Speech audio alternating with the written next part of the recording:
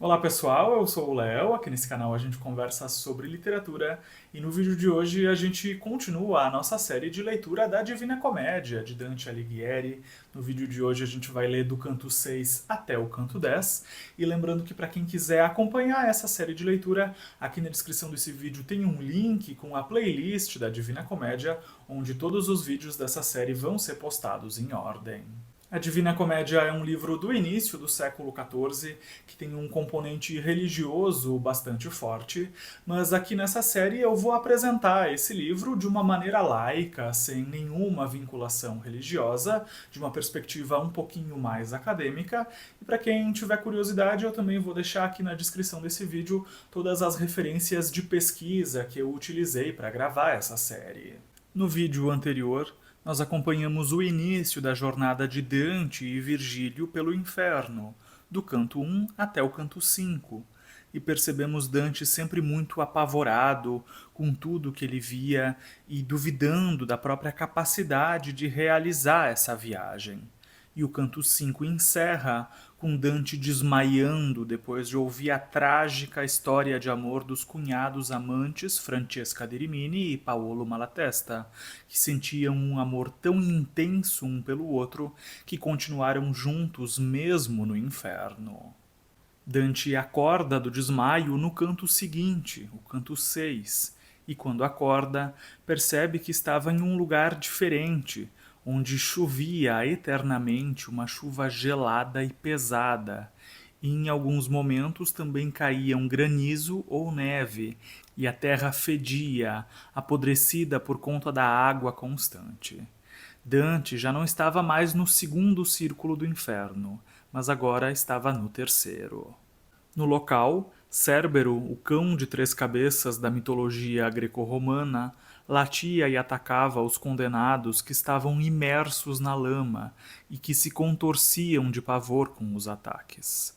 Quando Cérbero vê Dante e Virgílio, ele avança contra eles de boca aberta, pronto para um ataque, mas Virgílio rapidamente arremessa lama contra a criatura, que assim acaba desistindo do ataque. Dante e Virgílio então caminham por aquele lodo cheio de almas caídas, e uma dessas almas levanta para conversar com a dupla, e Dante questiona ela sobre quem ela era, e essa alma responde que tinha vivido na mesma cidade cheia de inveja em que Dante vivia, ou seja, essa alma tinha vivido em Florença. Como nós conversamos nos vídeos anteriores, os habitantes de Florença e das redondezas têm um destaque central aqui na Divina Comédia.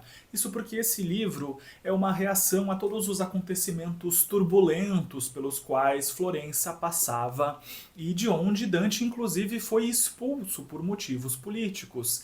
Então muitas vezes a descrição que Dante faz dos habitantes de Florença não é muito positiva, como nesse trecho em que ele descreve Florença como um lugar cheio de gente invejosa. E essa alma desse florentino que Dante encontra no inferno também revela como ele era chamado em Florença. Ele era chamado de Ciacco, mas dá a entender que esse era muito mais um apelido do que um nome.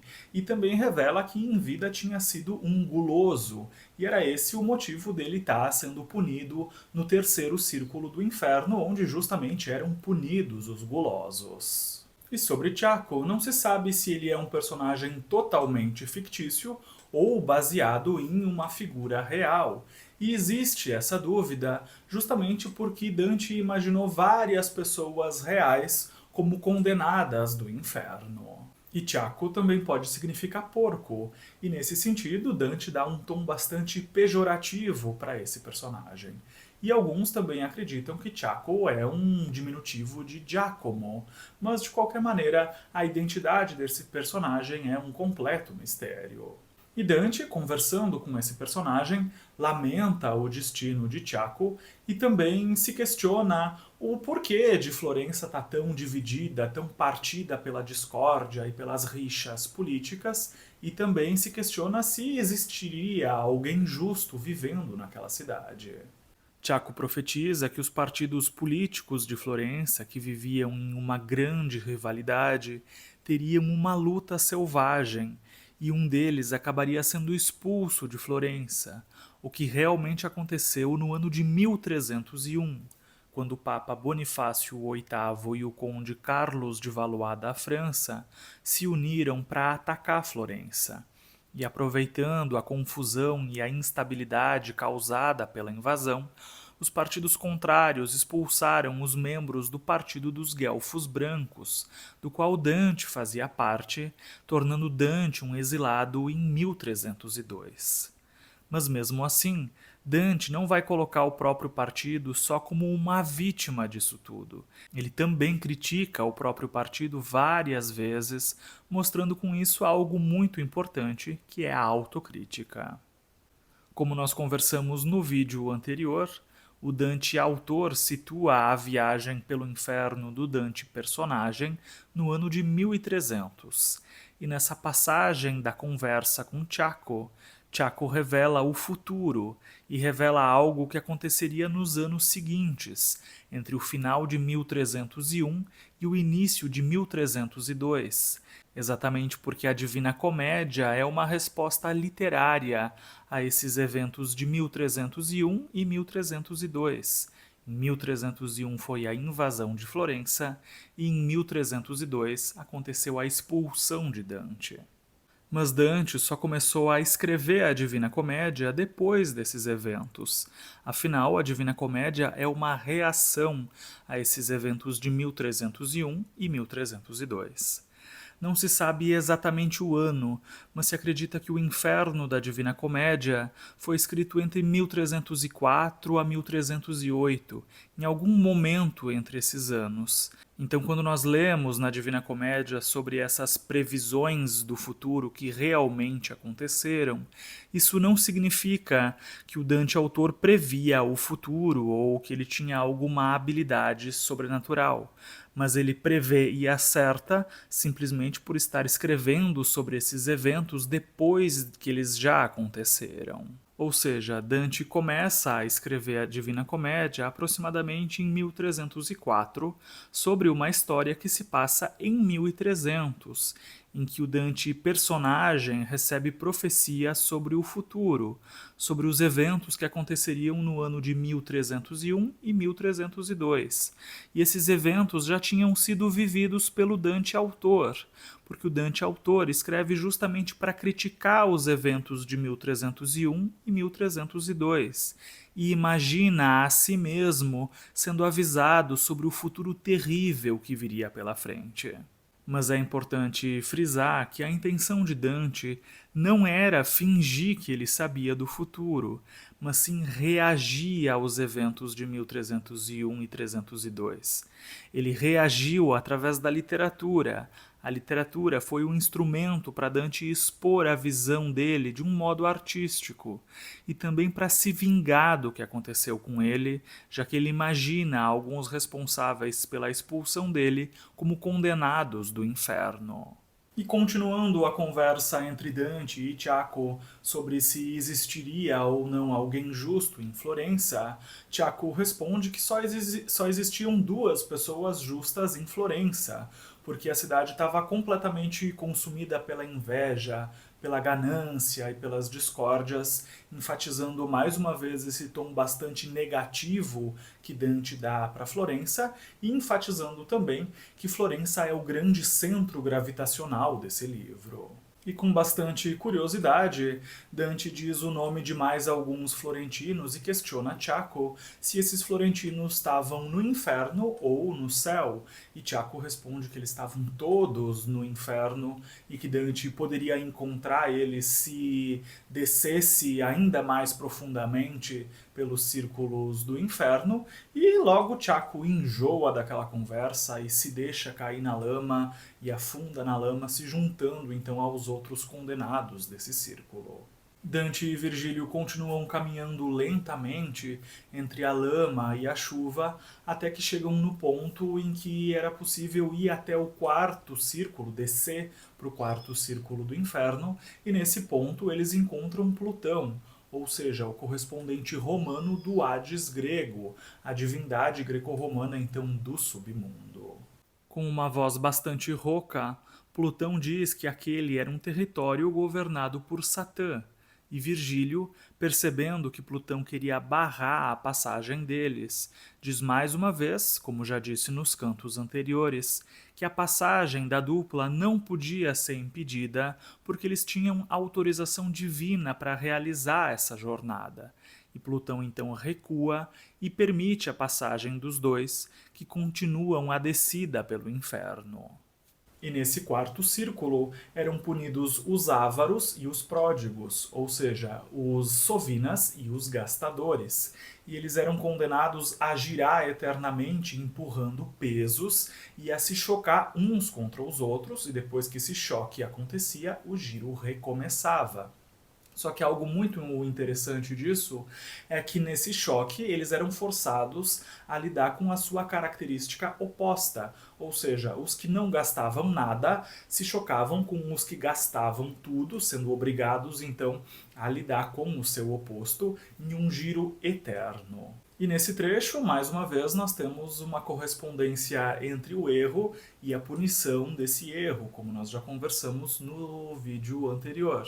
Ou seja, o gastador era obrigado a se chocar com a coisa que ele mais detestava no mundo, que era alguém que não gastava nunca e vice-versa. E essa cena também pode ser entendida, de certa forma, como uma representação de como nós humanos lidamos com o dinheiro, com os recursos, já que a gente está sempre em uma tensão, em um choque entre acumular e perder recursos, e existe obviamente todo um sofrimento envolvido em todo esse processo, exatamente como acontece com os condenados imaginados por Dante nesse círculo.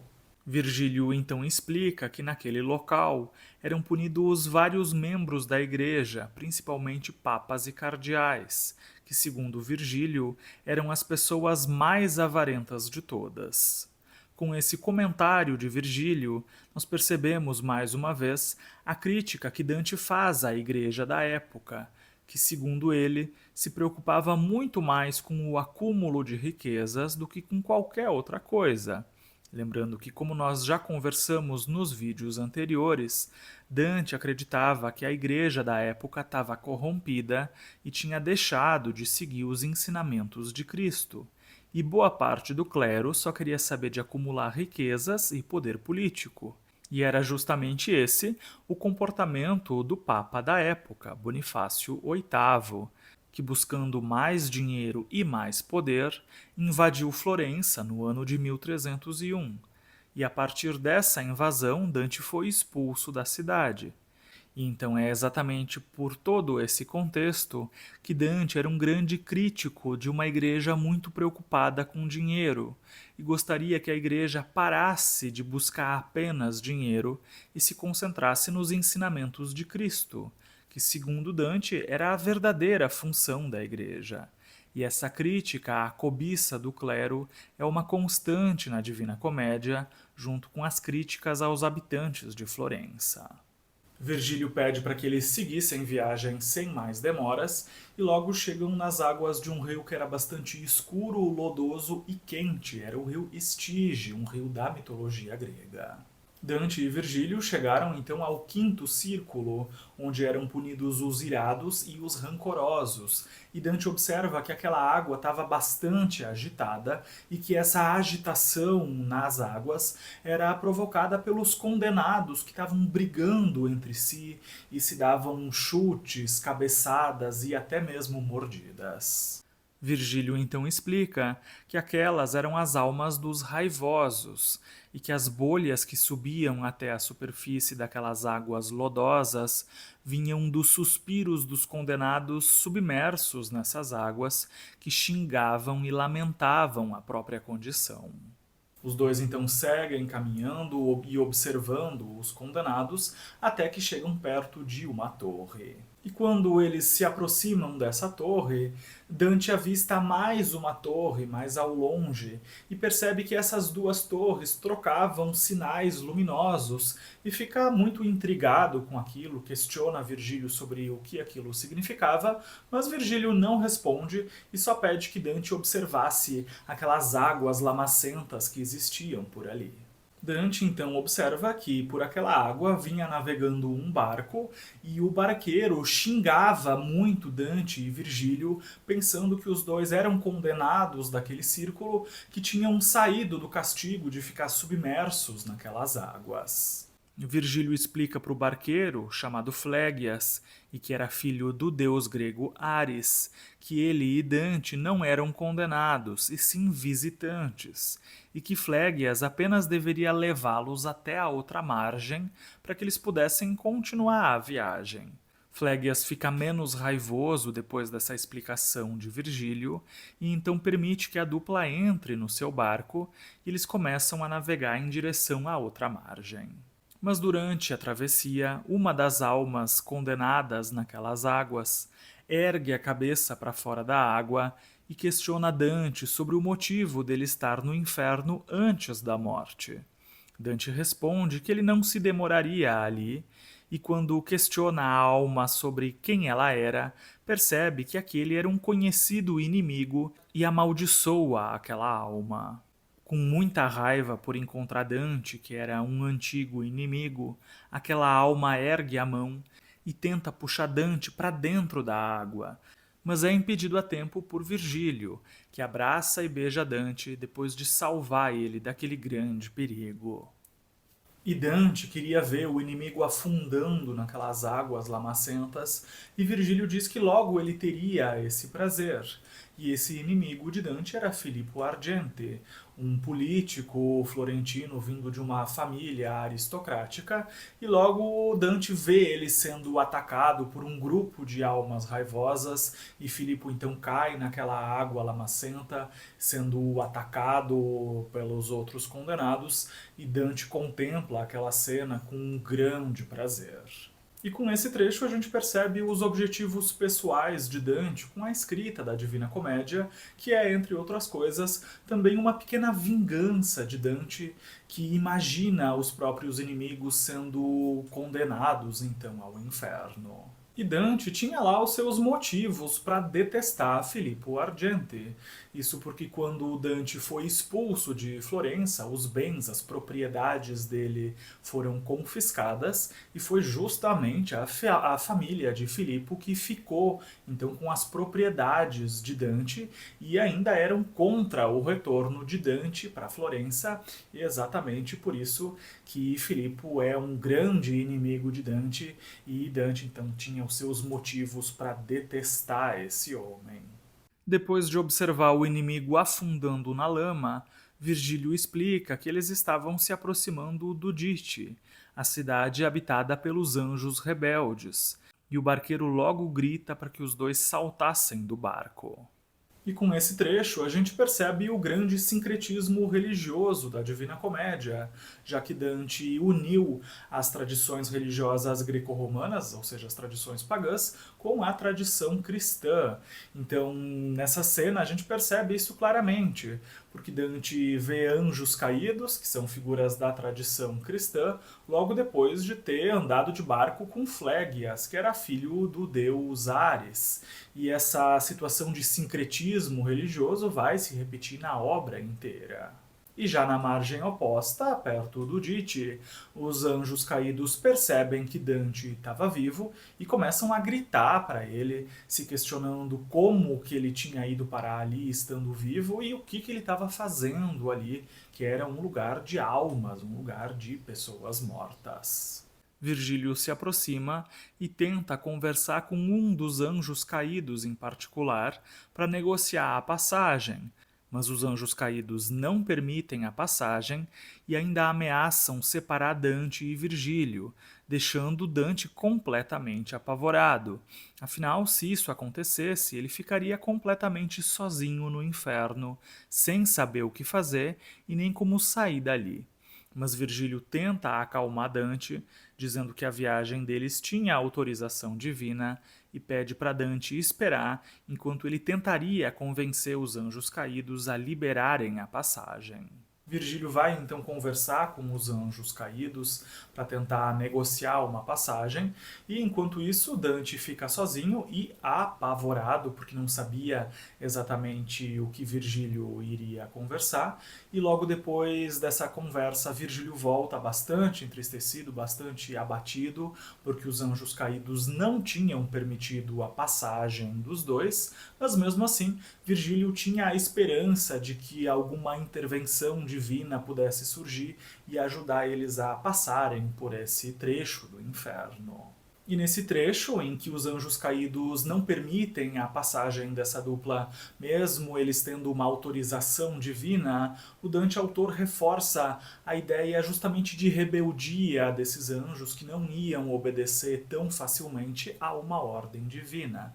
E nesse contexto, Dante e Virgílio precisavam esperar até que surgisse alguma ajuda vinda dos céus para que eles pudessem continuar a viagem e atravessar essa região em segurança. Mas essa ajuda vinda do paraíso acaba demorando, Virgílio reclama e para passar o tempo Dante puxa assunto com Virgílio, pergunta se ele tinha algum amigo do limbo que também já tinha descido tão profundamente pelo inferno como eles estavam descendo e ficam então ali conversando para passar o tempo até que a ajuda dos céus chegasse. Virgílio responde que as viagens pelo inferno não eram muito comuns, mas que ele já tinha viajado até o ponto mais profundo do inferno para resgatar uma alma para um ritual de necromancia, obrigado por Erítone, uma feiticeira que aparece em várias obras da literatura romana, e por conta disso, Virgílio conhecia o caminho para descer até a parte mais profunda do inferno. E enquanto os dois conversavam, Dante vê que três fúrias, que também são chamadas de Eríneas na tradição grega, se aproximavam deles, e Virgílio consegue identificar as três. Eram Alecto, Megera e Tisífone, que vinham gritando e mostrando as garras, o que deixa Dante com muito medo. E as fúrias, ou eríneas, eram personificações da vingança nas tradições greco-romanas. Eram elas que puniam as almas dos criminosos no submundo grego, o Hades, e sempre são descritas na literatura com um comportamento bastante violento. As fúrias também chamam Medusa para que ela transformasse Dante em pedra, mas Virgílio age rápido e imediatamente tampa os olhos de Dante, para evitar que Dante fosse petrificado pela Medusa. Nesse trecho, alguns comentaristas têm interpretações diferentes. Alguns dizem que a petrificação seria de corpo, como nos mitos gregos, transformando Dante em uma espécie de estátua, enquanto que outros acreditam que a petrificação seria alegórica e que Medusa petrificaria a fé de Dante, fazendo com que ele perdesse a fé em Deus. E ambas as interpretações são possíveis. Logo depois, Virgílio indica um ponto com neblina, de onde um grupo de almas fugia, porque chegava alguém vindo do paraíso. Ou seja, era a intervenção divina que Dante e Virgílio precisavam para passar por aquela região do inferno. E logo então, quando esse enviado divino chega, Virgílio se curva em reverência a ele. O enviado do céu então toca na porta da cidade dos anjos caídos com uma varinha, e ela se abre com facilidade para permitir a passagem de Dante e Virgílio. E esse enviado também repreende os anjos caídos por terem dificultado uma vontade divina. Depois de conseguir a passagem, o enviado divino vai embora sem dizer uma única palavra para Dante e Virgílio, e os dois então entram naquela cidade e atravessam ela, continuando então a viagem pelo inferno. Dante observava tudo com muita atenção e logo percebe que naquele local eram punidos os acusados de heresia, que ficavam dentro de túmulos abertos e em chamas. E Dante dá destaque nesse círculo para os admiradores de Epicuro, um filósofo grego bastante inovador, que viveu entre os séculos 4 e 3 a.C. e que durante a Idade Média era visto com muito desprezo, já que Epicuro não acreditava na sobrevivência da alma após a morte. Dante fica muito curioso com aquela região do inferno e questiona Virgílio se era possível ver e interagir com as almas que eram punidas naqueles túmulos abertos, e Virgílio diz que sim, e questiona Dante se ele estava procurando por alguém conhecido naquela região, mas Dante nega. Então, uma alma condenada nos túmulos ouve Dante falando e reconhece o idioma, o toscano, e pede para Dante parar e conversar com ele, que em vida também tinha sido toscano. Dante ouve essa voz, fica muito curioso e começa a procurar de que direção que essa voz vinha, mas antes de interagir com essa alma, primeiro ele olha para Virgílio para saber se ele podia interagir com aquela alma. Virgílio diz para Dante não hesitar e indica que a alma que chamava por Dante era de Farinata degli Uberti, agora visível da cintura para cima, debruçado para fora da própria tumba. E Farinata degli Uberti era um dos chefes dos gibelinos e que liderou os gibelinos na luta contra os guelfos em Florença, luta essa em que ambos os lados disputavam pelo controle político da cidade. Farinata questiona Dante sobre quem eram os seus ancestrais, e Dante conta. E então Farinata revela que os ancestrais dos dois tinham sido inimigos no passado e que os ancestrais de Farinata tinham expulsado os ancestrais de Dante 2 vezes de Florença.